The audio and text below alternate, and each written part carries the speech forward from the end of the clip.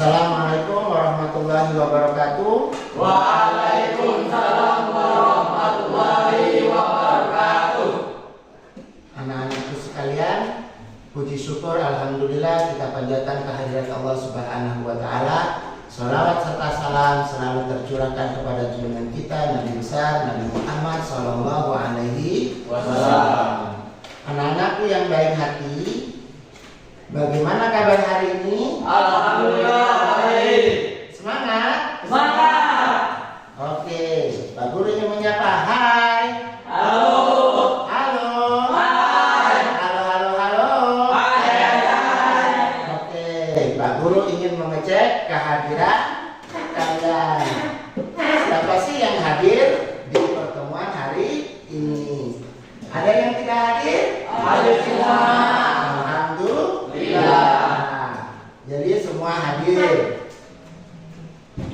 Nah, Pak Guru meminta Sugeng untuk memimpin doa.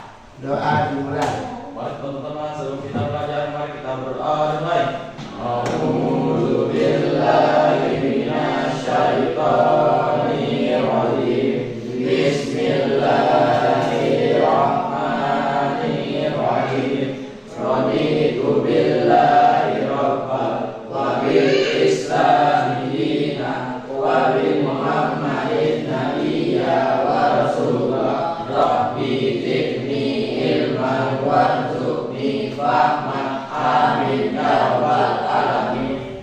Amin.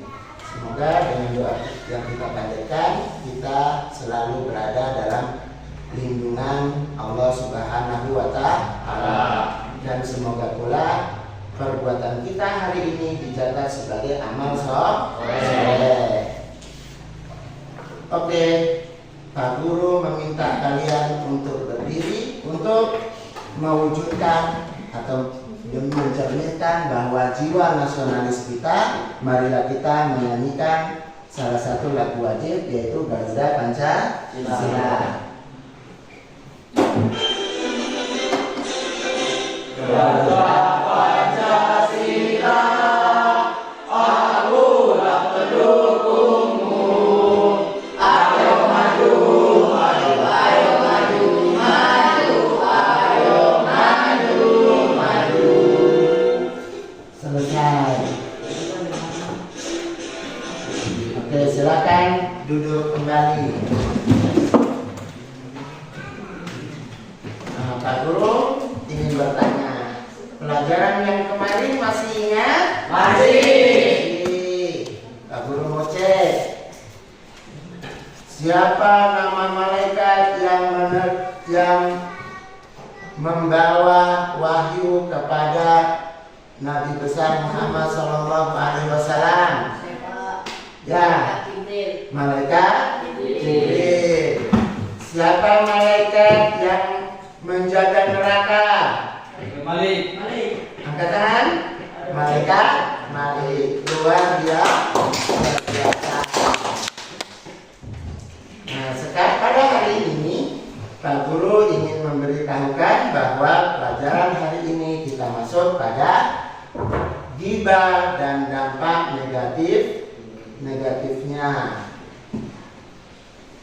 Dalam proses pembelajaran ghibah dan dampak negatifnya, kita punya 7 tujuan. Ini tujuan pembelajaran kita hari ini. Diharapkan setelah mengikuti proses pembelajaran pada hari ini tentang ghibah, pengertian ghibah dan dampak negatifnya, kalian diharuskan mampu: 1. Menjelaskan pengertian ghibah dan dalil. Yang 6. Peserta didik dapat menjelaskan perbedaan ghibah, kritik, dan review produk. Oke, Pak Guru ingin meminta kalian untuk berdiri. Tepuk 1, tepuk 2, tepuk 3, tepuk tangan. Tepuk semangat. Semangat. Konsentrasi. Fokus. Terima kasih. Pak Guru ingin bertanya kepada kalian, mengapa ghibah sangat mudah dilakukan oleh setiap orang? Saya Pak, Marcel, bagaimana? karena kalau lagi kumpul sama teman suka nggak sadar ngomongin orang lain, apalagi kalau topiknya menarik. Bagaimana cara menghilangkan kebiasaan ghibah? Saya Pak, Ya. kalau orang mulai gibah, aku pilih diam aja atau ganti topik pembicaraan. Oke, ada yang lain? Ya Pak, Ya. saya berusaha jauhin teman yang suka ngomongin orang biar nggak kebawa-bawa juga juga. Oke, terima kasih. Tepuk tangan. Luar biasa. Nah, sekarang Pak Guru, ya lihat di layar ya. Kita membahas apa? Membahas dampak negatif ghibah dan menumbuhkan sikap tabayun. Tapi kita fokuskan kepada dampak negatif ghibah dan dampak negatifnya.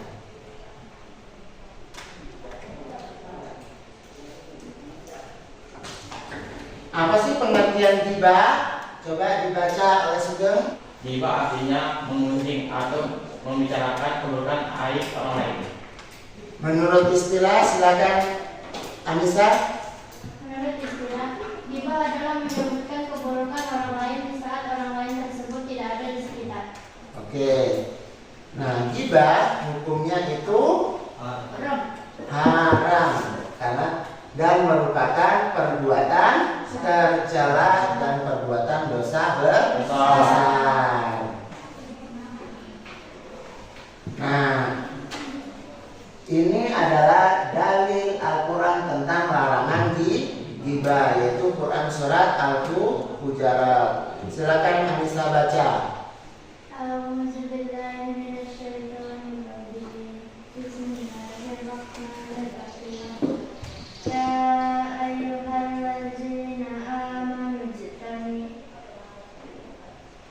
Jitanibu kafiran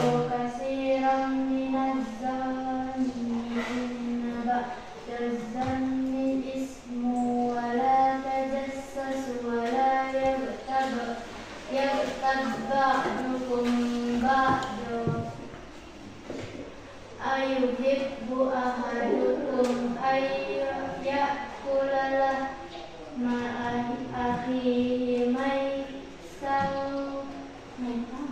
maitan fakarihtumu wattaqullaha innallaha tawwabur rahim. Oke, sekarang Febriansyah baca. Wahai orang-orang yang beriman, jauhilah banyak dari prasangka. Sesungguhnya sebagian prasangka itu dosa.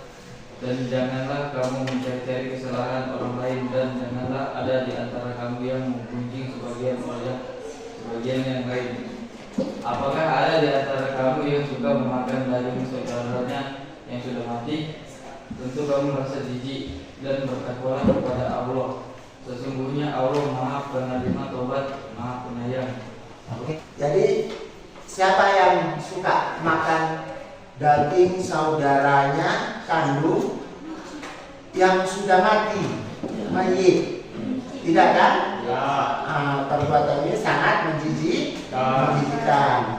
Begitulah hakikat dari perbuatan ghibah, seperti memakan daging saudaranya yang telah mati. Oke, kita lanjut. Agar kita terhindar dari perbuatan ghibah, tentu kita harus tahu apa sih yang bisa menyebabkan. Jangan sampai penyebab itu ada dalam diri kita. Yang pertama, Sugeng baca. Melampiaskan emosi atau marah. Jadi kalau ada orang emosi atau marah, ada peluang untuk berbuat ghibah. Lanjutkan Sugeng. Merasa iri atau dengki karena melihat keburukan orang lain. Perasaan dendam, sakit hati sehingga ingin membalasnya. Suka membanggakan diri sendiri. 7. Banyaknya waktu luang yang terbuang untuk hal-hal yang tidak bermanfaat seperti membicarakan orang lain. Oke, betul sekali. Jadi merasa iri, merasa dengki, melihat keburukan orang lain itu juga bisa menyebabkan kita berbuat ghibah atau seseorang berbuat ghibah. Ada pertanyaan sampai sini? Oke. Kemudian dampak negatif ghibah apa? Bagi diri sendiri, Merugikan diri sendiri dan orang lain. merugikan diri sendiri dan orang lain. Yang kedua, Marcel coba baca. Silakan berdiri. Menimbulkan keresahan dan permusuhan. Lanjut. Menjadikan hati tertutup dan sulit menerima kebijakan. Memicu perselisihan dan pertikaian antar sesama. Menimbulkan prasangka buruk dan berpikir negatif. Jadi kalian pernah nggak melihat orang menceritakan keburukan temannya? Jika kamu menjadi teman yang diceritakan keburukan, hati kalian apa? Apa yang Anda rasakan kalau keburukan Anda diceritakan di belakang Anda? Tidak senang. Yang kedua, marah. Yang ketiga, merasa terhina. Nah, sehingganya kalau sudah marah pastilah timbul perselisihan. Tanda terkecil nggak baku cerita, nggak hubungan menjadi retak. Jadi ini juga merupakan dampak dari negatif ghibah. Oke. Bagaimana cara menghindari ghibah? Yang pertama, memahami dan menyadari dampak negatif ghibah. Apa dampaknya? Satu, dapat dosa besar. Yang kedua, tidak disukai oleh Allah Subhanahu wa Ta'ala. Kedua, mengintrospeksi diri dengan melihat keburukan diri sendiri sehingga malu untuk membicarakan orang lain. Bergaul dengan orang-orang yang soleh, menjaga lisan. Yang kedua, selalu berhusnuzon, berpikir positif terhadap orang lain. Oke? Nah, dari sini ada pertanyaan?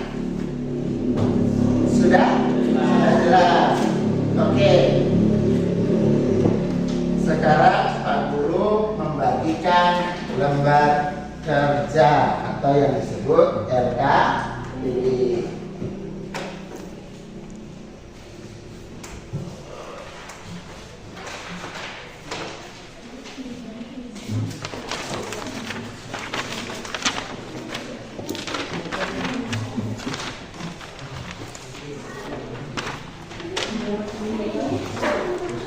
Oke, perhatikan Pak Guru sejenak ya. Kalian pelajari studi kasusnya yang kalian dapat di lembaga masing-masing.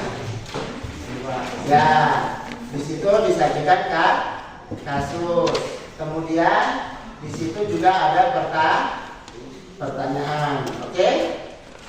Jadi kalian diskusikan sesuai dengan pertanyaan itu. Paham? Oke. Silakan mengerjakan.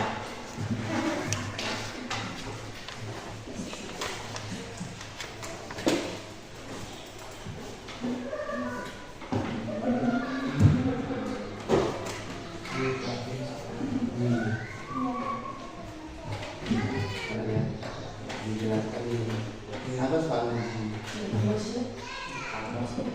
Perbuatan tersebut termasuk ghibah. Ya karena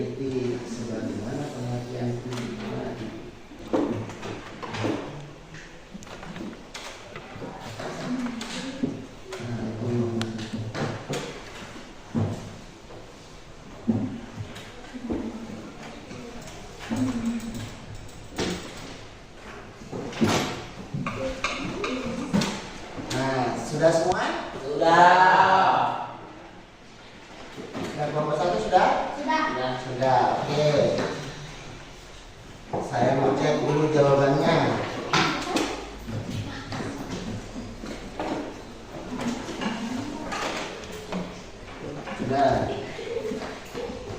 Oke. Sudah tulis namanya? Sudah Pak. Sudah. Ya, sekarang siapa yang mau duluan presentasi? Oh ya, silakan. Nah, untuk semuanya perhatikan temannya yang sedang mempresentasikan. Jika ada pertanyaan nanti bisa ditanyakan.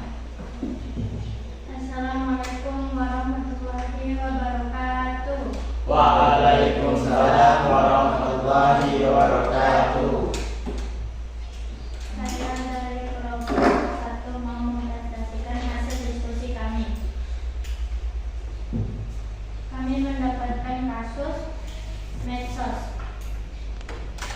Seorang siswa menulis komentar di media sosial. Produk minuman ini jelek banget, bikin sakit perut. Pemilik tokonya juga pelit, jangan beli di sana. Bagian mana yang termasuk review produk dan bagian mana yang termasuk gibah? Sesuai hasil diskusi kami, bagian produk minuman ini jelek banget, bikin sakit perut.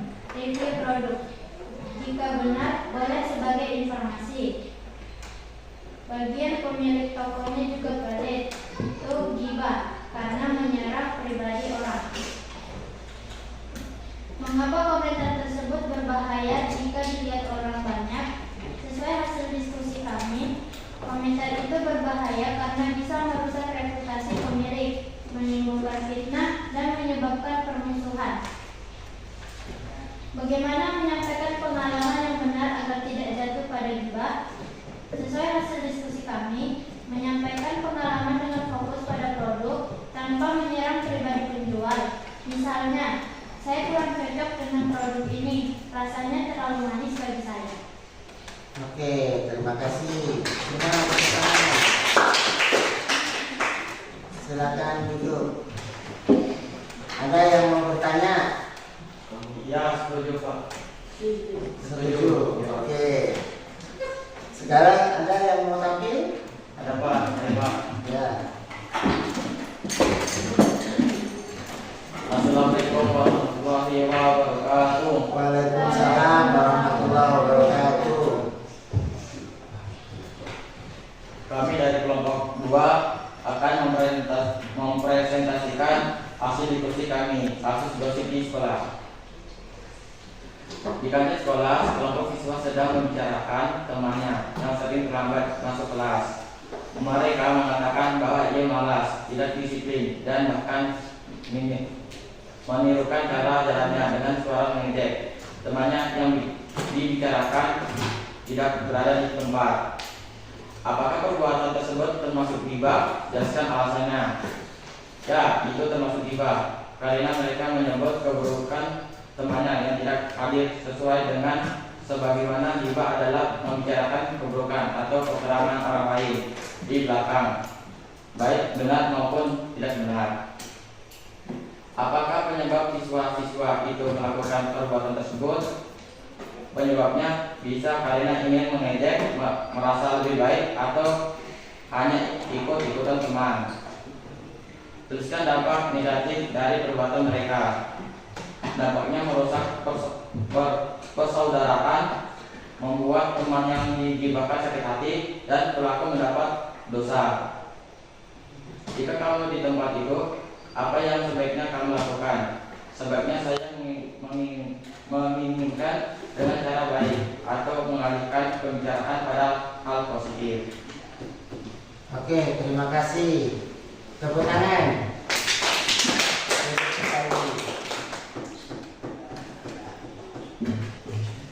Nah, dari kelompok lain ada yang mau bertanya? Ada? Ya, Anissa. Bagaimana cara lain untuk menghindari gibah? Mengalihkan pembicaraan orang lain.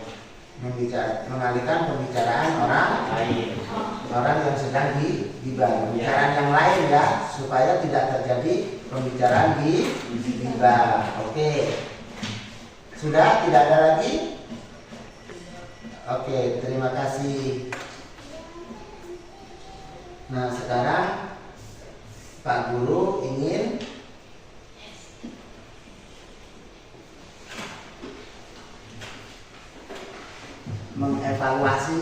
bertanya-tanya sedikit. Apa pengertian ghibah? Ghibah adalah Dia berarti menyebut atau membicarakan sesuatu tentang orang lain. Nah, oke. Apa ciri-ciri ghibah? Orang yang dibicarakan tidak ada.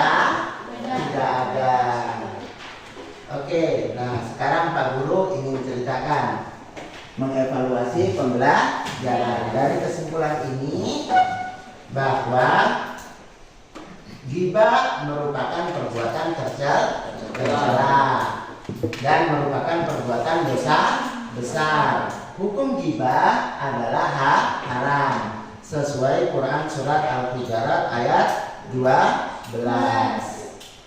Kemudian penyebab ghibah adalah emosi yang tidak terkontrol, kemudian berpikiran negatif terhadap orang lain. Nah, bagaimana sih menghindari ghibah itu?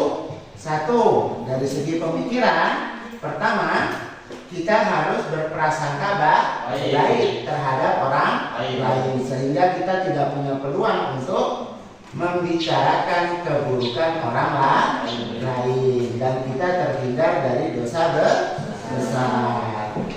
Oke. Kemudian bentuk ghibah itu seperti apa? Tentu ada ghibah itu secara langsung, biasanya ditandai dengan lisan, bicara langsung tentang keburukan orang lain yang tidak ada di sekitar orang itu. Yang kedua, secara tidak langsung, seperti mengejek dengan gaya tubuh. Itu tidak boleh. Nah, yang ketiga, jenis yang ketiga adalah melalui medsos, media sosial, dengan dicek, membuat akun status. Nah, itu semua termasuk jika ditujukan untuk menghina, membicarakan keburukan orang lain dan tanpa solusi, maka itu kita jatuh pada perbuatan dosa. Oke, sekarang Pak Guru bertanya, setelah mempelajari ghibah, apa yang Anda rencanakan? Setelah mempelajari ghibah, apa yang kalian rasakan? Menjadi tahu banyak hal. Ternyata ghibah itu dosa. Apa lagi? Apa yang kalian rasakan?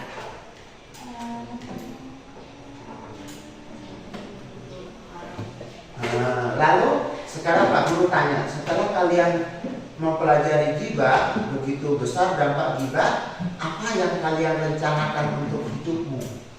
Sudah tidak berpikir positif. Selalu untuk membiasakan berpikir positif, luar biasa. Tangan. Oke, dari pembelajaran hari ini Pak Guru simpulkan kalian luar biasa dan tentunya sudah paham. Ada pertanyaan lagi? sudah Tidak ada. Oke.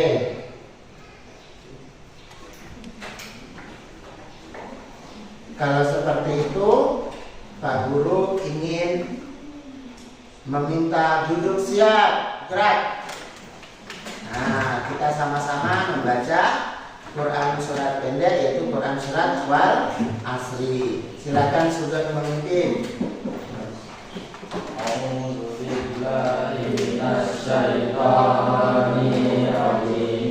Bismillahirrahmanirrahim. Wal Asri. Innal insana fi khusri illa alladziina amanu wa amilus sholihati wa tawassaw bil haqqi wa tawassaw bis sabr. Oke, terima kasih. Pak Guru ingin menyampaikan pertemuan besok kita belajar tentang tabayun. Ada yang pernah dengar tabayun? Tabayun adalah mengklarifikasi sehingga tidak terjadi kesalahpahaman. Oke, kita lanjut di pertemuan berikut. Mari kita tutup pertemuan hari ini dengan membaca doa. Bismillahirrahmanirrahim. Bismillahirrahmanirrahim. Alhamdulillahirabbil alamin. Alhamdulillahirabbil alamin. Assalatu wassalamu ala sayyidina Muhammad. Assalatu wassalamu ala sayyidina Muhammad Wa ala ali Muhammad. wa ala ali Muhammad. Allahumma ja'alana Allahumma ja'alna amalana fi hadhil yaum fi hadhil yaum amalan salihah. amalan salihah. Amin ya rabbal